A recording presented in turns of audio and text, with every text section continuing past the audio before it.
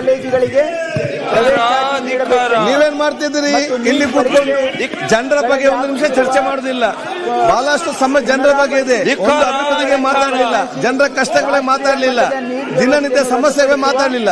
ಇಲ್ಲಿ ಕೂತ್ಕೊಂಡು ಒಟ್ಟಾಗಿ ನೀವು ಪ್ರಜೆ ಉಳಿಸುವವರಂತ ನೀವು ಹೇಳ್ತೀರಿ, ಏನ್ ಮಾಡುದು?